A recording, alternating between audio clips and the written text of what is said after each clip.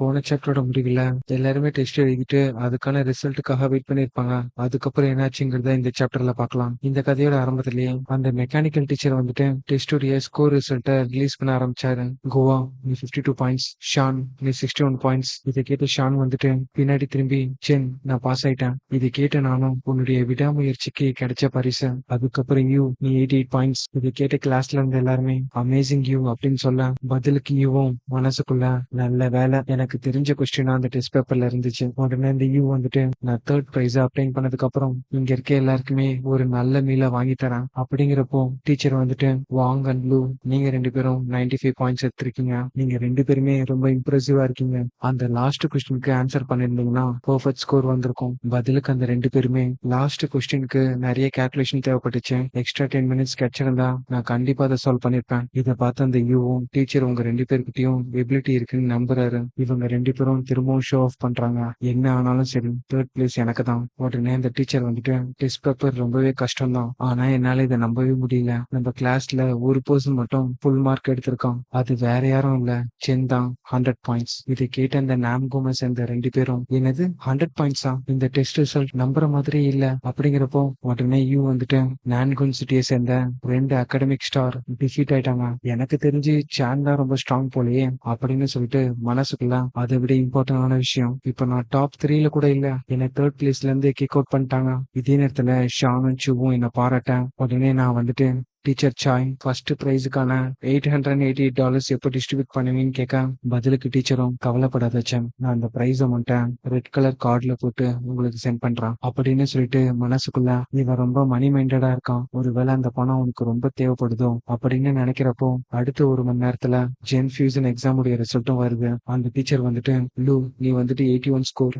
வாங் நீ வந்துட்டு 83 ஸ்கோர். இதை தவிர்த்து மோஸ்ட் ஆஃப் த ஸ்டூடெண்ட் இந்த டெஸ்ட்ல ஃபெயில் ஆயிட்டாங்க. அதுல ரெண்டு பேர் மட்டும் அவங்களுடைய ரிசல்ட்ல டிஸாட்டிஸ்ஃபைடா இருந்தாங்க. இதே நேரத்துல ஷான் வந்துட்டு 78 ஸ்கோர் எடுத்திருந்தா, எக்ஸாக்டா சொல்லணும்னா டாப் 5ல இருக்கா. இதே நேரத்துல நான் வந்துட்டு என்னால அடிச்சு சொல்ல முடியும், இந்த வாட்டியும் நான் தான் ஃபர்ஸ்ட் பிரைஸ் அடிக்க போறேன், அதுவும் ஃபுல் மார்க்கோட. இதை கேட்ட வாங், யூ, லூ மூணு பேருமே திரும்பவும் ஷாக் ஆனாங்க. உடனே வாங் வந்துட்டு இந்த டெஸ்ட் ரொம்பவே கஷ்டமா இருந்துச்சு, அப்புறம் எப்படி அவனால ஃபுல் மார்க் அப்ளைன் பண்ண முடிஞ்சுச்சு. பதிலுக்கு லூவும் ஒருவேளை ஆன்சர் அவனுக்கு ஆல்ரெடி தெரிஞ்சிருக்கும் அப்படின்னு கேட்க, இது கேட்ட டீச்சர் வந்துட்டு அதுக்கெல்லாம் வாய்ப்பே இல்ல, ஏன்னா எல்லா கொஸ்டினுமே டிசைன் பண்ணது நான் தான், அதுக்கான ஆன்சர் ஆன்லைன்ல கூட இல்ல, சோ சீட் பண்றதுக்கெல்லாம் வாய்ப்பே இல்ல. இதை கேட்ட வியூவும் சிரிச்சுக்கிட்டே உங்களால இதை அக்செப்ட் பண்ணிக்க முடியல, உடனே சென் மேல சீட்டிங்னு பழைய போட பாக்குறீங்க, நான்குன் சிட்டிக்கு அவமானத்தை ஏற்படுத்தி கொடுக்குறீங்க. உடனே சூ வந்துட்டு வாங்க பார்த்து அக்லியான பீப்புள் இந்த மாதிரி தான் ட்ரபிள் ஏற்படுத்துவாங்க அப்படின்னு சொல்லிட்டு அவங்கள கிண்டல் பண்ண லஞ்ச் பிரேக் வந்துட்டு ஃபிராக்ஷன் ஆஃப் செகண்ட்ல முடிஞ்சிருது. இதே மாதிரி மூணாவதா சர்வைவல் எக்ஸாம் ஸ்டார்ட் ஆச்சு. மற்ற சப்ஜெக்ட் மாதிரியே சேம் பிரைஸ் அமௌண்ட்டுக்கு. ஆனா இந்த டெஸ்ட்டை பொறுத்த வரைக்கும் இதை 3 சப்டிவிஷனா ஸ்பிளிட் பண்ணாங்க. ராக்கை கிளைம் பண்றதும் ட்ரீயை கிளைம் பண்றதும் ஒரு சப்டிவிஷனாவும், ஸ்விங் பண்றது செகண்ட் சப்டிவிஷனாவும், ஃபிரிக்ஷன் மூலியமா ஃபயரை வர வைக்கிறது தேர்ட் சப்டிவிஷனா பிரிச்சிருந்தாங்க. உடனே இந்த வாங் வந்துட்டு லூ மார்னிங் நடந்த அந்த ரெண்டு தியரி டெஸ்ட்லயும் நம்ம ஃபெயில் ஆயிட்டோம், இந்த சர்வைவல் அப்புறம் மார்ஷியல் ஆர்ட்ஸ்ல நம்ம யாருமே ப்ரூஃப் பண்ணோம். பதிலுக்கு அந்த லூவும் நீ அதை சொல்லணும்னு அவசியமே இல்ல, இந்த ரெண்டு டெஸ்ட்லயும் அவனை அசிங்கப்படுத்தி நான் யாருன்னு காட்டுறேன். இதே நேரத்துல எக்ஸாமும் ஸ்டார்ட் ஆச்சு. இந்த ராக் கிளைம்பிங்கும் ட்ரீ கிளைம்பிங்கும் ஸ்பீடை பொறுத்துதான் இருக்கும். அப்படி பார்த்தா உங்களுக்கே தெரிஞ்சிருக்கும் இதுல கண்டிப்பா நான் தான் ஃபர்ஸ்ட் வந்திருக்கணும். அந்த நானுக்கும் சேர்ந்தவங்க ரெண்டு டெஸ்ட்லயுமே என் பின்னாடி தான் இருந்தாங்க. அவங்களால புலம்புறதை தவிர்த்து வேற எதுவுமே பண்ண முடியல. என்னதான் நான் ஃபர்ஸ்ட் வந்திருந்தாலும் என்னுடைய நினைப்பெல்லாம் ஷான் கிட்ட தான் இருந்துச்சு. ஏன்னா அவன் வந்துட்டு இன்னுமே ராக் கிளைம்பிங்க கம்ப்ளீட் பண்ணல. அண்ட் கடைசியா அவ தான் லாஸ்ட் பிளேஸ் ஆக்குபை பண்ணான். ஆனா அதை நினைச்சு நான் கவலைப்பட தேவையில்ல, ஏன்னா ஸ்விம்மிங்ல அவ இழந்த அந்த கான்பிடென்ட்டை திருப்பியும் ரீகெயின் பண்ணுவா. அதுக்கப்புறம் செகண்ட் செக்மெண்ட் ஆரம்பிச்சுச்சேன். இதுல வந்துட்டு நாங்க ஃபயரை மேக் பண்ணணும், அவங்க ரெண்டு பேரையும் கிரஷ் பண்ணணுங்கிறதுக்காக இந்த டெஸ்ட்ல ஸ்கோர் எடுக்கல. எனக்கு அந்த ரிவார்ட் முக்கியம், அதை வச்சுதான் என்னால லெவலப் ஆக முடியும். நான் ஸ்பீடா ஃபயர் மேக் பண்றதுக்கு ப்ரிப்பேர் பண்ணிட்டு இருந்தேன். இதை பார்த்த அந்த நான்குனை சேர்ந்த ரெண்டு பேரும் எனக்கு நல்லா ஞாபகம் இருக்கு, அந்த ஃபயர் மேக்கிங் கிளாஸ் அப்போ இவன் இந்த அளவுக்கு ஸ்பீடாலாம் இல்ல, ஆனா வெறும் 58 செகண்ட்லயே நான் ஃபயர் மேக் பண்ணி அந்த டெஸ்ட்டை கம்ப்ளீட் பண்ணேன். அதுக்கப்புறம் கடைசியா ஸ்விம்மிங் போர்ஷன் வந்துச்சேன். இதுல நான் மட்டும் இல்லாம ஷானும் கூட சேர்ந்து அந்த நான்குமஸ் அந்த 2 பேரையும் கிரஷ் பண்ணிட்டோம். இத பார்த்த அந்த 2 பேரும் சென் வந்துட்டு என்னை விட ஃபாஸ்ட்னு எனக்கு தெரியும். ஆனா சடனா எப்படி ஷானும் என்ன பீட் பண்ண ஆரம்பிச்சா. நர்வஸ்ல நான் ஹாலுசினேஷன் பண்ணிட்டு இருக்கேன்னு நினைக்கிறேன். ஒரு வழியா சர்வைவல் டெஸ்ட் அங்க முடிய அந்த வாங்கும் லூவும் வந்துட்டு ஒரு வார்த்தை கூட பேசாம ரொம்பவே சைலண்ட் ஆயிட்டாங்க.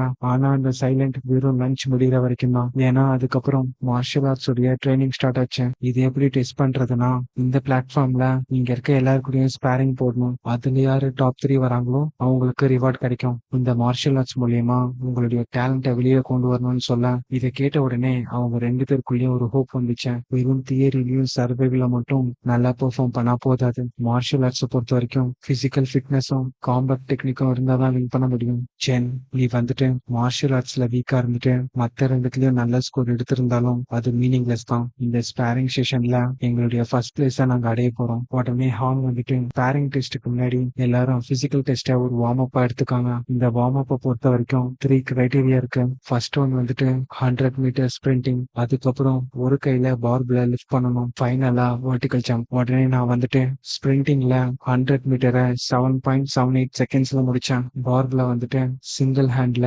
330 கிலோ தூக்கணும். கடைசியா வெர்டிகல் ஜம்பை 2.18 மீட்டர் தாண்டி கம்ப்ளீட் பண்ணேன். என்னுடைய பொட்டன்ஷியல் மொத்தமா காட்டினா எல்லாருடைய கவனமும் என் பக்கம் திரும்பிடும். அதனால வின் பண்றதுக்கான ரிசல்ட்டை மட்டும் கொடுத்தேன். இந்த ரிசல்ட்டை பார்த்தா வாங் வந்துட்டு எப்படி அவன் என்னை விட ஸ்பீடா இருக்கான். பக்கத்துல இருக்க லூவும் அவன் அந்த அளவுக்கு மஸ்குலரா கூட இல்ல. அப்புறம் எப்படி என்னை விட வெயிட் அதிகமா தூக்குறான். உடனே லூ வந்துட்டு பேனிக் ஆகாத, அவன் வெறும் வார்ம் அப்ல மட்டும்தான் கிளியர் பண்ணிருக்கான். இன்னும் ரியல் காம்பேக்ட் இருக்கு. எல்லாருமே அவங்களுடைய வார்ம் அப்ப முடிச்சதுக்கு அப்புறம் ஸ்பேரிங் மேட்ச்க்காக ரிங்குக்குள்ள போனாங்க.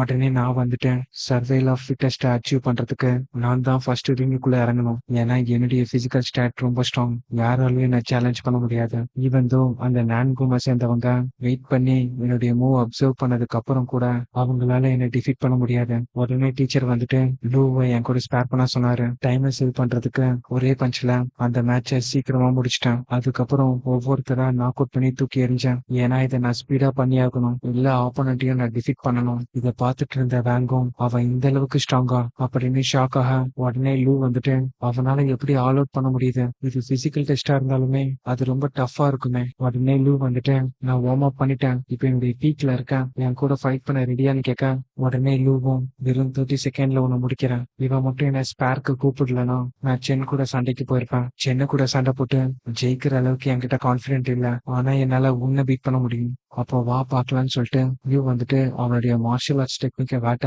எதிர்பார்த்ததை விடவுமே யூ வேகமா தான் இருக்கான். ஆனா அந்த லூ வந்துட்டு அவனுடைய காலை பிடிச்சு சுழட்டி தூக்கி எரிஞ்சிடறான் ஸ்டேஜுக்கு வெளியில.